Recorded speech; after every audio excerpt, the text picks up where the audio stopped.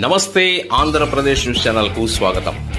కొత్త వార్తలను సరికొత్తగా మీకు అందిస్తుంది నమస్తే ఆంధ్రప్రదేశ్. ఏకగ్రీవమైన నీటి సంఘాల యాజమాన్య ఎన్నికలు ఈరోజు పొదిల్లోని చిన్న చెరువు పెద్ద చెరువుకు సంబంధించి నీటి యాజమాన్య సంఘాల ఎన్నికలు స్థానిక పొదిలి ప్రభుత్వ బాలుర పాఠశాల మరియు ప్రభుత్వ బాలికల పాఠశాల, గ్రామీణ ప్రాంతాల్లో రామాపురం, ఏలూరు, తీగదుర్తిపాడులలో ఎన్నికలు జరిగాయి. అన్ని సంఘాల ఎన్నికలు ఏకగ్రీవం కావడం విశేషం. ఈ సందర్భంగా పొదిలి పెద్ద చెరువు ఎన్నికల సంఘం అధికారి విశ్వనాథ్ మాట్లాడుతూ, షేక్ జంషెడ్ గారి మస్తాన్ వలి పొదిలి పెద్ద చెరువుకు అధ్యక్షులుగా, ఉపాధ్యక్షులుగా గల్లి వెంకటేశ్వర్లు ఏకగ్రీవంగా ఎన్నికైనట్లు తెలిపారు. అనంతరం తెలుగుదేశం పార్టీ జిల్లా మైనార్టీ అధ్యక్షులు షేక్ రసూల్ మహమ్మద్, పట్టణాధ్యక్షులు ముల్లా ఖుద్దూస్ మీడియాతో మాట్లాడారు. ఈ కార్యక్రమంలో టీడీపీ నాయకులు, కార్యకర్తలు పాల్గొన్నారు.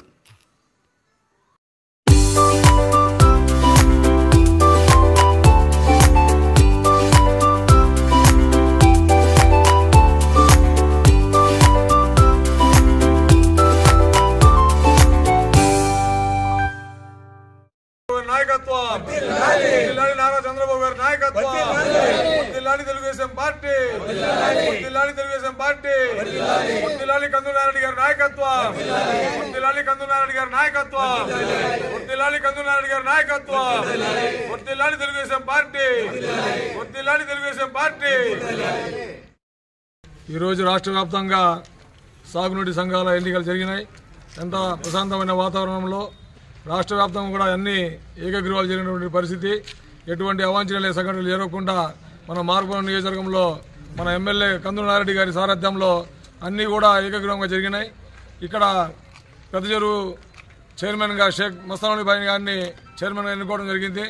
ఇక్కడికి వచ్చేసి ఉదయం నుంచి కూడా ఈ కార్యక్రమాన్ని విజయవంతం చేసిన తెలుగుదేశం పార్టీ కార్యకర్తలందరికీ, నాయకులకి ధన్యవాదాలు తెలియజేసుకుంటున్నాను.